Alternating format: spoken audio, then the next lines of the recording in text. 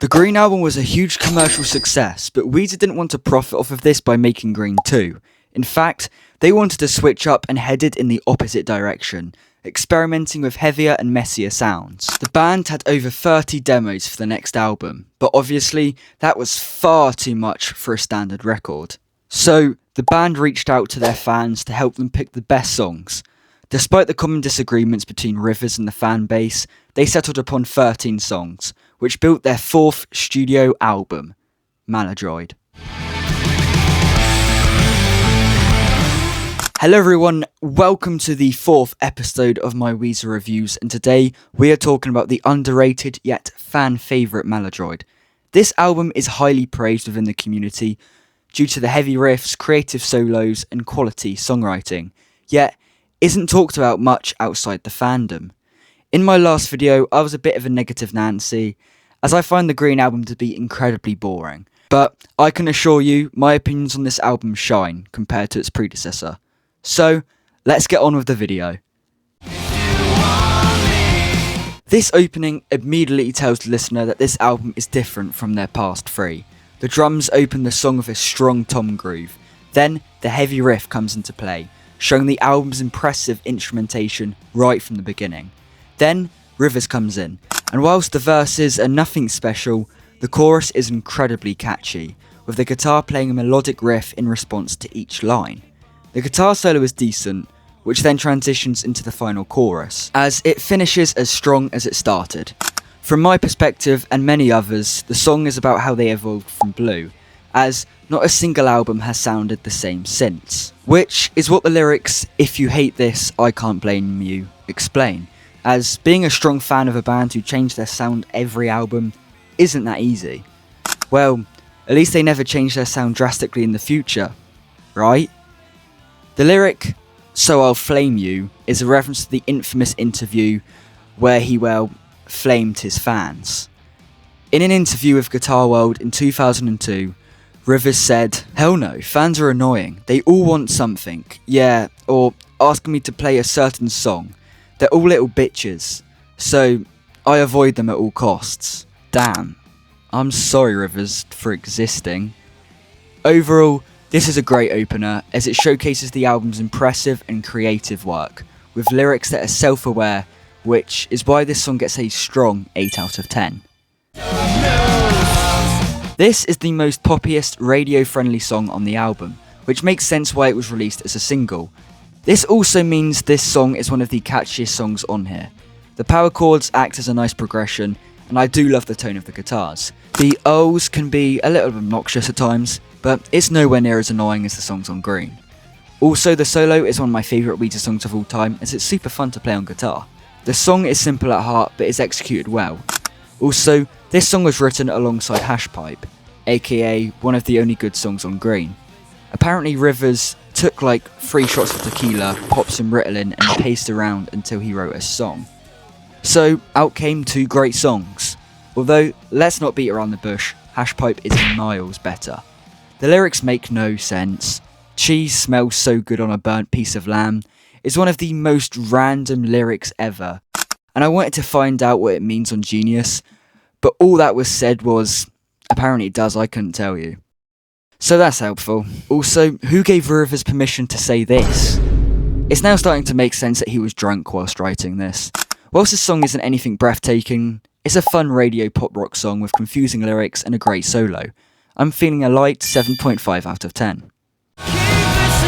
This is another single for the album, and when I was getting into Weezer, this remained to be my favourite song of theirs, partly due to the amazing music video. It may be the best music video from Weezer, as it's such a great comedic video with the Muppets, and who doesn't like the Muppets?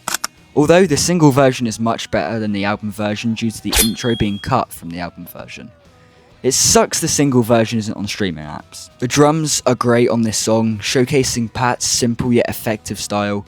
The lead guitars are perfectly written into the song, as they play some great licks between the vocals. Also, the backing vocals in the chorus elevates the song so much. The song is clearly about a guy who misses his ex dearly and hates the fact that she is with someone else, but the line "keep fishing if you feel it's true" suggests the narrator has come to accept the fact she's not coming back, and it's starting to feel okay that she's seeing other people.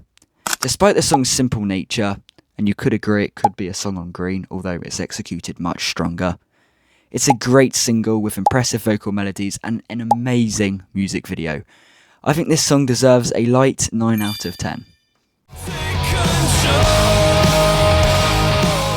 Straight away the song starts with such an amazing dirty riff, and whilst it's incredibly simple, you can't help but nod along to the groove. The pre-choruses are incredibly melodic, and the choruses perfectly define the song, with impressive vocal delivery from Rivers, before leading back to that brilliant riff.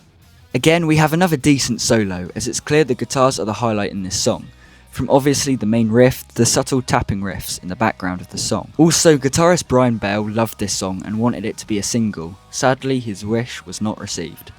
This is yet another song which is self-aware about the band's past. The lyric, "and I won't be ashamed of the things we once made," suggests despite Pinkerton's initial flop and a few people who dislike Green, Rivers and the band are still proud of their work.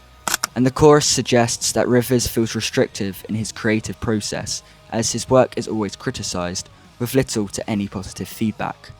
Rivers, are we forgetting how well Island in the Sun performed? Overall, this is a fantastic song from the band, as the guitar work is amazing and it's hard not to pull that face of satisfaction when listening to it. 8.5 out of 10.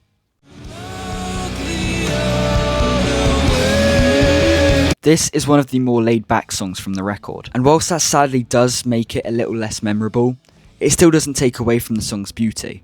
The chorus is amazing, as obviously all the instruments are calm throughout the verses, and when the chorus hits, the instruments power through, with an impressive guitar riff, and Rivers sings beautifully. The outro is nice as well, as the lyrics simply spell out "I love you." But the song ends so quickly, and I wish it was longer, as I feel it would make such a stronger impact. It's about the struggles of emotion when dealing with rejection, which makes sense for the song's melancholic feel. Whilst it's a short song, and one of the more forgettable tracks from the album, I think this song's beauty is enough to give it a light 7 out of 10. I mentioned earlier how the band showed the dozens of demos to their fans for feedback, and this was the one song the fandom loved, and they fought for it to be on the album. Rivers had said himself it wouldn't be on the album if the fans were never so passionate about it. I'm glad they were, as this is one of Weezer's most angriest, heaviest songs. The drums are played with emotion, punching its way through the song. Rivers' voice is full of anger in this song, emphasising the impact it has on the listener. This is one of the few songs where, instead of the guitars being a highlight, the lyrics and drums are instead. The lyrics are quite clever, as upon first listen, you'd expect the song to be about criticising lazy people. But it's actually in the perspective of society's view of Rivers. How dare he live the rock star life? He should be working a 9 to 5 like everyone else. And the song showcases Rivers' frustration with these comments, as living like a rock star isn't as glorified as it seems. I mean, that's what the whole of Pinkerton was trying to say. Overall, this is a fan favourite for good reason, as the lyrics are great and the vocal delivery shows the anger in the song. Strong 9 out of 10. This song was played live as an instrumental around the time Green was released, which was used as a, jam. And they developed lyrics which led to it being part of this album, and wow, I'm glad they did. The drums lay a solid foundation, with sticks being added for extra percussion. The jazzy guitar riff is so satisfying, which reminds me of something from The Strokes. The bass from Mikey Welch, oh yeah. Now would be a good time to mention, Mikey Welch only stuck around for Green after suffering a severe nervous breakdown and mental health crisis, which led to his hospitalisation. And sadly, this led to his passing in 2011. Rest in peace, Mikey. On a lighter note, Scott Schreiner filled in the role of Weezer's bassist, and he has remained to this day. So yeah, the bass is incredible, with it possibly being the best Weezer bassline of all time, as it's so groovy. The build up into the distorted heavy groove is so satisfying too. But the best part of the song is the outro, as the guitar fades out, with the bass ending the song beautifully, and it couldn't be produced better. The song is simply about how Rivers lost his chance of love and is reminiscing about the memories he spent with this girl. This is probably my favourite Weezer song of all time, competing with California Kids and The Spider. The song is a masterpiece, as the guitars sound amazing, the the bass is beautiful, and all the instruments complement each other perfectly. This is the easiest 10 out of 10 I've ever given on my channel. Space Rock starts with a melodic riff from the guitars, which may be the best part of the song.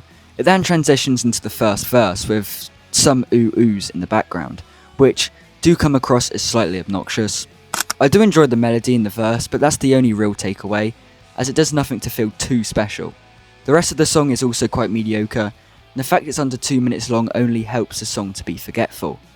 The song is about Rivers' frustration with some of the fans, as the band have been very sociable with fans online, and as Rivers wasn't in the best mental state, some people took advantage of this to get a reaction out of him. So the lyrics do make the song stick out more and save it from being completely mediocre, although due to its short length, it's one of the least memorable songs on here, which is why I'll give this song a light 6 out of 10. This song starts with some dramatic instrumentation from both the guitars and drums, before powering through the first verse, and despite the heavy dramatic tone to this song, it feels like it could be an emotional ballad, which is the case as there is an acoustic version on the Spotify sessions from 2016. It's great to see when new life is added to songs, even over a decade later. The reason I highlight my point on it sounding like a ballad is because this may be the most melodic song on the album. The vocal melodies are so soft and catchy, which is a great contrast to the loud instrumentation. The song is about a failing relationship, stating the love is barely alive. The love is presented as a heavy burden, almost feeling like a slave to each other. So the song is very emotional, paired with amazing melodies. Whilst the song isn't anything mind-blowing, it's still a great song. Strong 8 out of 10. Similarly to Take Control, this song has such a strong, heavy, dirty riff that again makes you nod along and pull that gritty face. Brian Bell even mentioned it in a recent interview, stating it's one of their best riffs in the band's career, although it comes apparent he doesn't really know the song too well. I also like, what's the song off of Maladroit? We come together. Was that Come Together? Come Together, yeah, I love that. Come on Brian, you aren't the Beatles.